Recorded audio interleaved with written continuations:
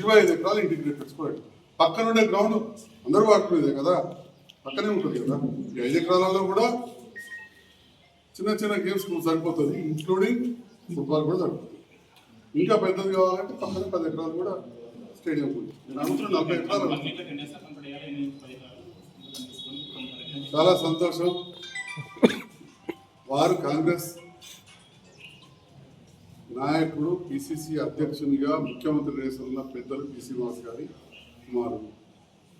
వారి నాన్నగారు మంత్రిగా ఉన్నప్పుడు ఉత్తమ్ కుమార్ రెడ్డి గారు అప్పుడు కాంగ్రెస్లో శాసనసభ్యులు, తర్వాత మంత్రిగా పనిచేసింది. వీరికి కూడా సత్సంబంధాలు ఉండే ఉంటాయి. వారి గుడ్ ఆఫీసర్స్ కూడా యూజ్ చేసుకొని తీసుకొస్తే చాలా సంతోషం. నేను ఒక మాట అన్నారు, ప్రతిదాన్ని నేను ఎత్తించుకోవాలి. నవోదయ స్కూల్ కోసం నేను ముఖ్యమంత్రి దగ్గరికి వెళ్ళినా, అక్కడ ఎమ్మెల్యే కూడా ఏదో పని మీద వచ్చాను. ఓకే, వారు నవోదయ స్కూల్ కోసం వెళ్ళి అడిగారు. అప్పుడు ఈ కేంద్ర విద్యాలయం కూడా అడిగితే అయిపోయేది కదా, ఎందుకు అడగలేదు? ఇప్పుడు మాట్లాడిన వాడికి నాకు జవాబు లేవని కాదు, ప్రతి దానికి మాట్లాడుకుంటూ పోవడం కాదు, పనులు కావాలి. మరి ఎందుకు అడగలేదు? కేంద్ర విద్యాలయం కూడా ద్వారా ఎంపీ గారు ఉత్తమ్ కుమార్ రెడ్డి గారిని కావచ్చు, లేదా ముఖ్యమంత్రి గారు ఎందుకు అడగలేదు? ఇది ఇంపార్టెంట్ కాదు. నవోదయ ఇంపార్టెంట్, కేంద్ర విద్యాలయం ఇంపార్టెంట్ కాదు. నవోదయ కొరట్లకి ఇచ్చారు. ఎందుకు కొరట్ల కాడ ఓట్లు ఎక్కువ వచ్చినాయి, జగిత్యాల ఓట్లు తక్కువ వచ్చినాయి? నువ్వు కేంద్రీయ విద్యాలయం గురించి ఇన్సిస్ట్ చేయలేదా? అక్కడ పెద్ద స్కూల్ ఇచ్చారు, ఇక్కడ కేంద్రీయ విద్యాలయం చిన్న స్కూల్ ఇచ్చారు. సామాన్యులకు పెద్ద ఉపయోగపడదు. ఉద్యోగస్తులకు వాళ్ళకే కేంద్ర ప్రభుత్వ రాష్ట్ర ప్రభుత్వ ఉద్యోగాలకే అడ్మిషన్స్ ప్రయారిటీ ఉంటుంది. మాకే నవోదయ ఇచ్చి ముఖ్యమంత్రి గారు మీరు అడగాల్సింది 20 ఎకరాలు ఇవ్వాలి, ఉన్నది స్థలం. జగిత్యాల పైన చిన్న చూపు ఎందుకు మరి ఎంపీ గారికే నేను అడుగుతున్నాను. జగిత్యాల ప్రజలు నన్ను నమ్మి గెలిపించారు, పనులు చేస్తున్నా. ప్రజలలో ఇంకా విశ్వాసం ఉన్న విషయాన్ని తెలుసుకొని ప్రతి వారు కూడా ఎట్లన్నా ఎమ్మెల్యే పదవి అనేది సంజయ్ కుమార్ నుంచి తీసుకుని అయితే వారి కుటుంబ సభ్యులు, వారి అనుచరులు కావాలనే ఆలోచనతోటి కాంగ్రెస్లో వర్గం కావచ్చు, బీజేపీలో వర్గం కావచ్చు, బీఆర్ఎస్లో వర్గం కావచ్చు, ఇంకా కొత్త వర్గం రేపు తయారైతే ఆ పార్టీ కావచ్చు, ఇంకో పార్టీ కావచ్చు, వాళ్ళందరూ కూడా దాడి నా మీదనే ఉంటుంది. ప్రజలు సంజయ్ కుమార్ అన్నప్పుడు ఒకసారి ఆలోచన చేయాలి. అవసరం పడితే మీ పాత్రికేయ మిత్రులు నన్ను ఈ రకంగా వివరాలు అడిగితే ప్రతి విషయాలు వివరణిస్తాం. మానవ తప్పిదాలు అప్పుడప్పుడు జరిగినా సవరించు. గిరిజన గ్రామం ఒడ్డలింగాపూర్, అక్కడ బోర్లపల్లి నుంచి జగన్నాథ్పూర్కు బ్రిడ్జ్ కావాలి.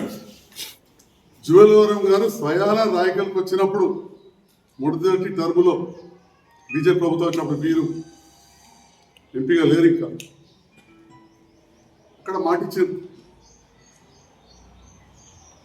అదేవిధంగా రోడ్ల మంత్రిని కలిసినాం. నేను మరి గౌరవ ఎంపీ గారికి రాతపూర్వకంగా వినియోగించుకున్నాను. అనంతరం కాడ బ్రిడ్జ్ జాతీయ రహదారి ఇబ్బంది అవుతుంది, బ్రిడ్జ్ మంజూరు చేయాలని అడిగాను. గౌరవ ఎంపీ గారు కూడా లెటర్ పెట్టారు, అధికారులు తిరస్కరించారు. బైపాస్ రోడ్ అవుతుంది అయినాక, అది బైపాస్ రోడ్ ఎన్నడు కావాలి మనకు తెలియదా? జాతీయ రహదారి కరీంనగర్దే దిక్కు దివాణం లేదు, కరీంనగర్దే దిక్కు దివాణం లేదు. మన తాటిపల్లికి రాజారం దగ్గర మన జగిత్యాలని, ఇప్పుడైతే నుగ్గపల్లి దానికి విషయం. మరి ఆలోచన చేయాలి. మరి ఎందుకైతే లేదు? మీ అసమర్థత అందామా, లేకపోతే మీరు పని చేస్తలేరా నాన్న? నేనంటే వాళ్ళు నిన్ను నొచ్చుకుంటాను. నాకేమో అట్లా కించపరిచే విధంగా మాట్లాడడం అలవాట్లేదు.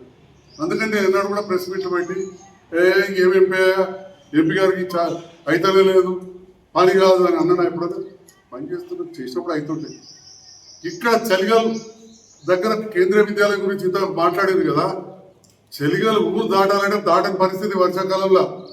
ఇవాళ జాతీయ రహదారి అండి, మన జగిత్యాల నిర్మల్ జాతీయ రహదారి కింద చలిగాలు వస్తుంది. బ్రిడ్జ్ పరిస్థితి ఏముంది? వర్షాకాలం దాటనిచ్చిందా ఎన్నిసార్లు? మీకు మంచి ఓట్లు కూడా వచ్చాయి అక్కడ. సిగరాబాద్ అక్కడ పరిస్థితి ఏంది? ఎవరు కొట్టుకోపోతున్నారో తెలియదు. అది జాతీయ రహదారి కదా, నేను లెటర్ ఇవ్వలేదా? ఇది అంటుంటా చూడండి, వాట్సాప్లో కూడా పెట్టినా మీ పిఏ గారి దగ్గర కూడా ఉంది. రాయకల్ నుంచి ఇటుకల అతి ముఖ్యమైన గ్రామం బ్రిడ్జ్ పరిస్థితి ఏం దాటొస్తుందా? ఎందుకు చేయాలి అంటే నేను ఇట్లనే మీరు పనిచేస్తలేరు, మీకు మీ మంత్రి నాడు ఇట్లా మాట్లాడాలా? అది సబబేనా? మీరు ఒక ప్రజాప్రతినిధి అంటే ఉన్న నిధులను కొత్త చేసుకుంటాం. చాలా సంతోషం. కేంద్రీయ విద్యాలయం ఇచ్చింది. కొన్ని రకాలుగా ఆగిపోతున్నాయి. నిరంతరం ప్రయత్నం చేస్తూ ఉన్నాం. లేట్ అవుతుంది. నేను కూడా బాధపడుతున్నా. అందుకే అధికారులు చేసినాం, గౌరవ మంత్రి గారిని కలిసినాం, జిల్లా మంత్రి గారిని కలిసినాం. ఒక 4 సార్లు మాట్లాడిన మంత్రి గారు కూడా తప్పక చేస్తా అంటున్నారు. లక్ష్మణ్ కుమార్ గారితో మాట్లాడినా, ముఖ్యమంత్రి గారు కొన్నిసార్లు లేట్ అవుతాయి. మరి అయితే అనంతరం బ్రిడ్జ్ ఎన్నేళ్ళ అది జాతీయ రహదారి జగదల్పూర్ నిజామాబాద్ ఎందుకు చేస్తున్నారు? అనంతరం బ్రిడ్జ్ ఎన్ని యాక్సిడెంట్లు అని ఎంతమంది చనిపోయారు? అంటే ఈ విధంగా మాట్లాడడం చాలా బాధాకరం. ఇంకా అన్ని అనుకున్న షెడ్యూల్ ప్రకారం జరిగితే జరిగిపోయింది 2 సంవత్సరాల 3 నెలలు, జరగాల్సింది 2 సంవత్సరాల 9 నెలలు. ఇప్పటి నుంచే మనం ఇలాంటి రాజకీయాలు కావచ్చు, ఒకరి మధ్యలో ఒకరికి మనస్పర్ధలు వచ్చే విధంగా మాటలు కావచ్చు జరగకుండా మన ప్రాంత అభివృద్ధికి కలిసి పనిచేద్దాం. ఒక శాసనసభ్యునిగా మీరు కూడా గతంలో అన్నారు, డాక్టర్ గారు ఎమ్మెల్యే నాతో మంచిగా కోఆర్డినేట్ చేసుకుంటూ ఇప్పటికి కూడా నేను మీ సహకారం కోరుతున్నా. ఇంకా ఇవన్నీ కూడా చేయండి. ఇంకా కేంద్రం ద్వారా ఏ రకంగా మా మైనారిటీలకు కావచ్చు, గిరిజనులకు కావచ్చు, దళితులకు కావచ్చు, రైతులకు కావచ్చు, వివిధ వర్గాలకు విద్య, వైద్యం అన్నిటికి సంబంధించిన నిధులు పెద్ద మొత్తంలో జగిత్యాల నియోజకవర్గానికి ఇవ్వండి. మన ఇష్టం. నోరు వచ్చింది కదా మాట్లాడచ్చు. చాలాసార్లు చాలా మాట్లాడినారు. మాట్లాడిన ప్రతిదానికి జవాబు ఇవ్వాలంటే నేను ఇవ్వచ్చు. నా పక్కన కూడా మా మహిళా సోదరిమణులు ఉన్నారు, యువత ఉన్నది. వారన్నట్టు వారు సామాజిక వర్గాల వారు ఉన్నారు. కులాలు మతాల పేరు మీద ఈ దేశాన్ని నడుపుతామంటే నడవదు. కులాల మతాల పేరు మీద నడిపే ఆలోచన. అందుకే ఇవాళ రూపాయి విలువ ఎక్కడ పడిపోయిందో ఆలోచన చేయండి. ఇవాళ జగిత్యాల ప్రాంత అభివృద్ధికి చేస్తే ఈ మాటలు అన్నారు. నేను అడుగుతా ఉన్నా, మరి మీ ద్వారా గౌరవ ఎంపీ గారి ద్వారా గిరిజన శాఖ కేంద్ర మంత్రి జోలవరం గారిని కావచ్చు, సహాయ మంత్రి గారు కలిసి ఆర్టికల్ 275 కింద తెలంగాణ రాష్ట్రానికి గిరిజనులకు హక్కుగా కింద రావాల్సిన నిధులు ఇవ్వమని అడిగినాం. మీరే సహకరించి తీసుకెళ్ళారు. మీరు అన్నారు నా కింద 7 పనిచేస్తారు. కింద కాదు, మీరు పార్లమెంట్ సభ్యులు, మేము శాసనసభ్యులు, మీతో కలిసి పనిచేస్తాం. నా కింద అన్నారు. ఓకే, మీరు పెద్ద, మీరు ఏదైనా మాట్లాడతారు. మీరు ఆవేశపరిలో లేకపోతే మీరు ఏదన్నా నడుతుంది అనుకుంటారో అది వారి ఇష్టం. వారి విజ్ఞత వదిలేస్తున్నా. వారు కించపరిచే విధంగా మాట్లాడిన విజ్ఞత వదిలేస్తాం.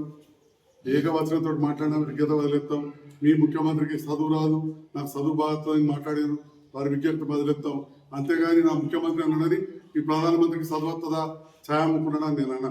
ప్రధానమంత్రిని గౌరవించుకుంటాం మేము. అట్లనే మరి మీ ద్వారా నేను గిరిజన శాఖ మంత్రి గారి దగ్గరికి వెళ్ళి